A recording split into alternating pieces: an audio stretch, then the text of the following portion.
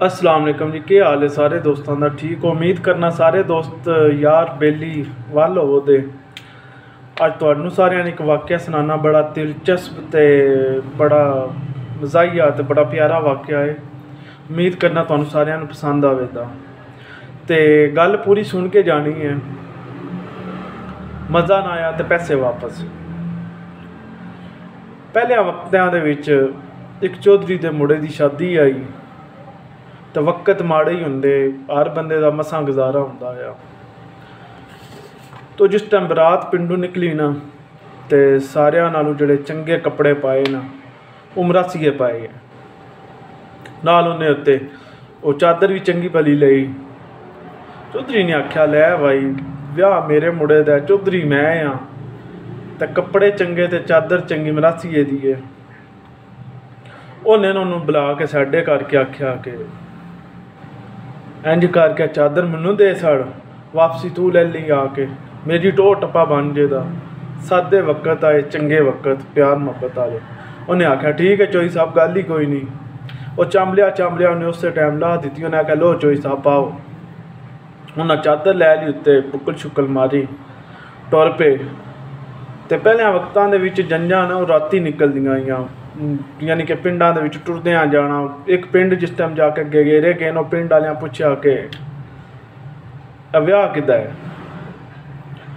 तो उन्हें आख्या कि विआह चौधरियां दा है ते चादर मेरी है। चौधरी बड़ा बेशर्म होया। उन्हें आख्या लै भाई चादर तो दित्ती पर इन्हें मेरे कन्नी कख नहीं छड्डिया। वो गुस्सा शुस्सा अपना पी गया। थोड़ा गेरे गए जाके, फिर उन्हें जाके पुछया कि अगले पिंड बड़े, अगले पिंड वालियां पुछया कि हाँ भाई विआह किदा है। उन्हें आख्या विआह चौधरियां दा ते चादर मेरी है।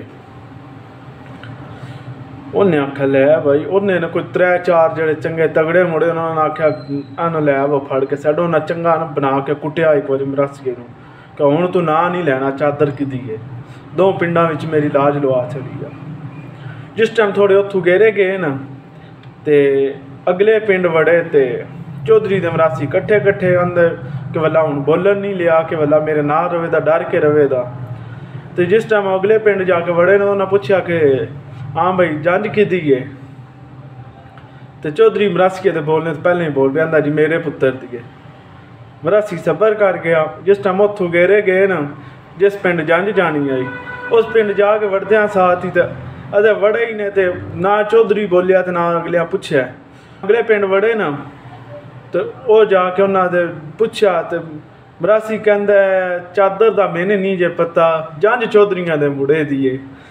तो सो साहब पहले वक्तां विच वाकया सुनाना मेरा कोई किसी की इज्जत आजारी या किसी की कोई किसी को नीचा दिखाना नहीं है। एक दिलचस्प वाकया लग्या, मैं खुद सुनिया, मज़ा आया।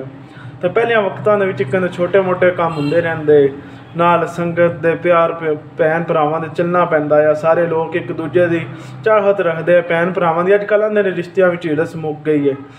तो पहले वक्तां विच ईद आउणी कि चंगी माड़ी ते जाना, बूट बाबे दे पा लैने, कपड़े भरा दे पा लैने, वक्त चल जाना, प्यार मुहब्बत हिरस रहनी।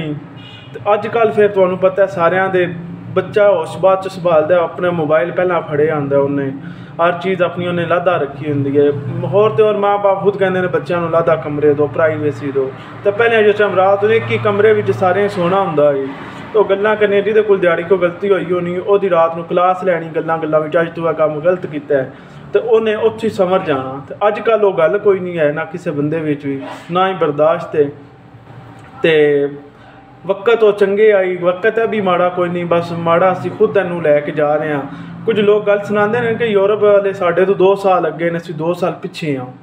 और भाई असीं भी बुराई के पल्ले टुर जाइए, अपने रिश्तियां दे कदर भुल जाइए तो असीं भी 2 साल अगे टुर जाते, पिछे नहीं रह ले। मन्निया साडे मुल्क दे विच गुरबत है, और भी काफ़ी ज़्यादा चीज़ां ने जिहड़ियां मैं नहीं बयान कर पा रहा। तो हुकूमत की वजह तो आके मुल्क साडा थोड़ा पिछे। तो बाकी शुक्र अलहमदुलिल्लाह करो कि तुसी अल्लाह पाक ने तुहानू ऐसे मुल्क पैदा किया है, ना तुहाडी जान नू खतरा है, ना तुहाडे मां नू। हाँ हुकूमत वालू गल्लां है ने, इंशाअल्लाह अल्लाह वो भी वक्त चंगा लियावेगा। तो दुआवां याद रखियो। जिन्हां दोस्तां बेलियां ने चैनल सबसक्राइब नहीं किया वो भी करियो। तो इंशाअल्लाह अच्छी वीडियो लैके तुहाडे कोल पेश हुंदा रहांगा। उम्मीद करना तुहानू पसंद आवेगी। अपनी दुआवां च याद रखियो। मैं तुहाडा अपना बाबू ते अल्लाह हाफिज़। अल्लाह